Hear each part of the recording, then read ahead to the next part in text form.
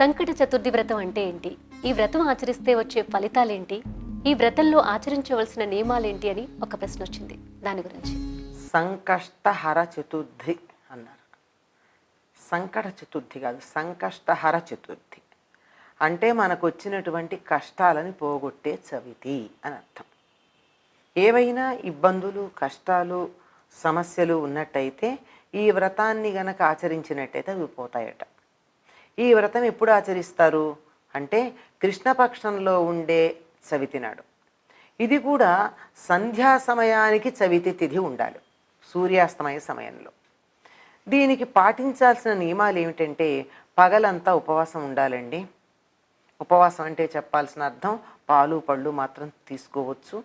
సాయంకాలం సమయానికల్లా కుడుములు, ఆయనకి ఇష్టమైనవి అవే కదా ఉండ్రాళ్ళు తయారు చేసి గరిక తెచ్చి శాస్త్రోక్తంగా వినాయకుడి పూజ చేయాలి. చేసేటప్పుడు వినాయక అనకుండా సంకష్టహర వినాయక అనాలి. అంటే నాకు వచ్చినటువంటి కష్టాలను పోగొట్టేటటువంటి వినాయకుడు అని ఆయనకు ఉన్నటువంటి ఆ బిరుదాన్ని అక్కడ కలిపి అష్టోత్తరము, ముందర 21 నామాలు ఇవన్నీ ఉన్నాయి కదా, ఇలా యథాతథంగా ఆయనకి పూజ చేసి ఉండ్రాళ్ళు నివేదన చేసి అప్పుడు భోజనం చేయాలి. ఎప్పుడు? సూర్యాస్తమయానికి పూజ మొదలు పెట్టాలి. ఉండ్రాళ్ళు కొంచెం ముందు చేసుకోవచ్చు కానీ. అంతేకాకుండా చిన్న పిల్లలని 10-12 ఏళ్ల లోపు ఉన్నటువంటి మగపిల్లల్ని పిలిచి కూడా భోజనం పెడితే మరీ మంచిది, లేకపోతే 4 ఉండ్రాళ్ళన్నా చేతిలో పెట్టవలసి ఉంటుంది. ఈ విధంగా 21 నెలలు చేయాలి అన్నారు. అంటే ఎన్నాళ్ళు పడుతుందండి? 2.5 ఏళ్ల పైనే పడుతుంది. లేదంటే మధ్యలో మనం ఏది సంకల్పం చెప్పుకున్నామో, ఏ కష్టం పోవాలని సంకల్పం చెప్పుకున్నామో ఆ కష్టం పోయే వరకైనా చేయాలన్నారు. దీనికి ప్రత్యేకంగా ఉద్యాపన ఏం లేదు.